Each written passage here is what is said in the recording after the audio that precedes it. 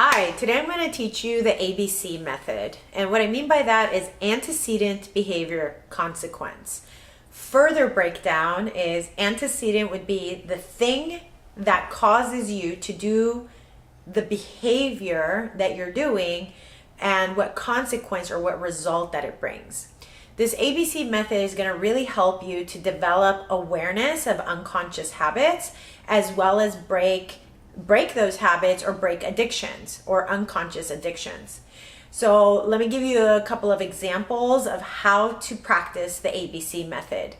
Let's say, for example, with food addictions, unconscious eating, or emotional eating. The behavior of the ABC, the antecedent behavior consequence, the behavior, the B part is eating.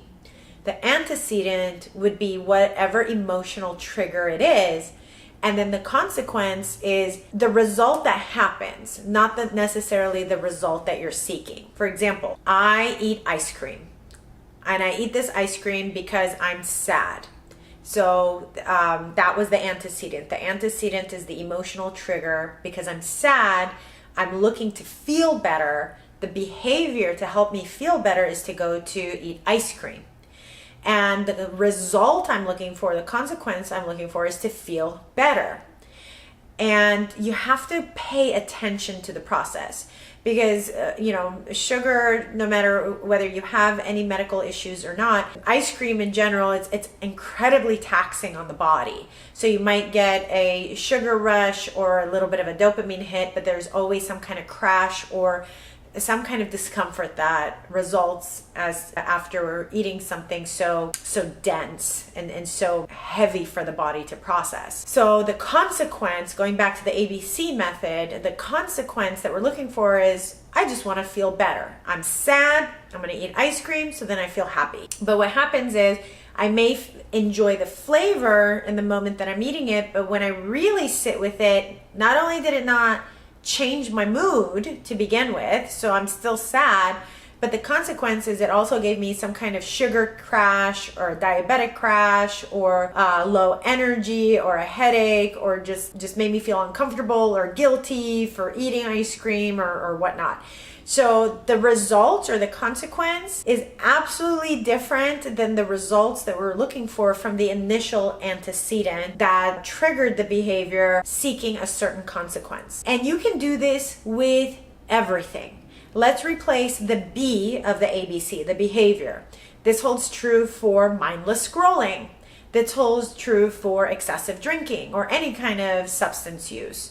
This holds true with overthinking about a person or a situation, right? So once you've actually discovered your personal ABC, what your antecedent is, behavior and consequence, and just focus on one thing at a time, just the thing that's maybe a little bit more on your radar than other things. Then the next step is a replacement behavior.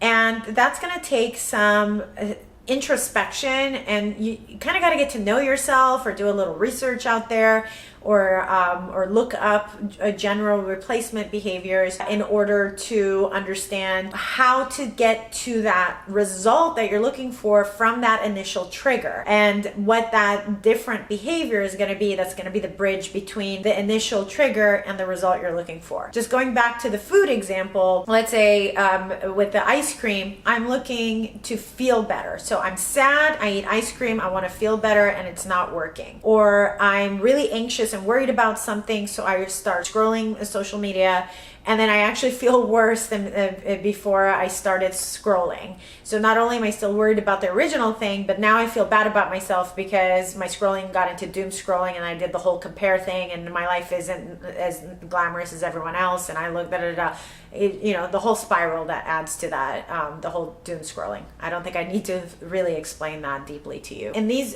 two examples, let's say I'm sad and I eat ice cream. The replacement behavior there could be maybe I could go lay in the sun or just do a little sunbathing. There's a plethora of research out there that says 20 minutes in the sun is a natural antidepressant. So just seeing what that does for you. Just seeing what that does for you. I feel sad. I go sit in the sun for 10, 15, 20 minutes. And what does it result in? Do I feel a little bit better, or do I feel the same, or do I feel worse? You want to test it out. And if you don't have access to the sun during the time that you're feeling sad, maybe I take a warm bath. Maybe I listen to some relaxing music. Maybe I meditate. Maybe I do some yoga.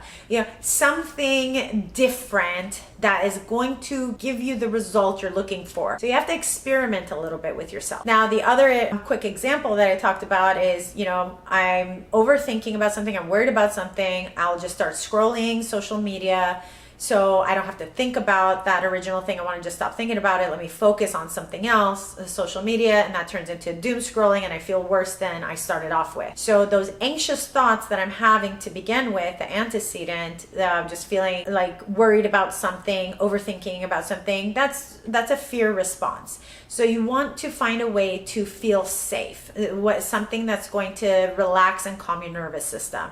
The behavior that you can replace this scrolling with is maybe breath work, maybe a sound bath, maybe take a shower, maybe go for a nature walk, maybe talk to someone who is safe, like a support system, a friend, family member, someone that you feel good with, and then see what the result is there. Did it help get your mind off of the original thing? Did it help you feel a little bit calmer? Did it help you feel a little bit better or not? If not, then you gotta try other things to see what that replacement behavior could be. And that's just a really quick way to bring awareness to your unconscious patterns and habits, and to take back control of those unconscious patterns and habits, and get the results you're actually looking for. So I would love to hear what your ABCs are, and how you've replaced any of your behaviors, and what that did for you.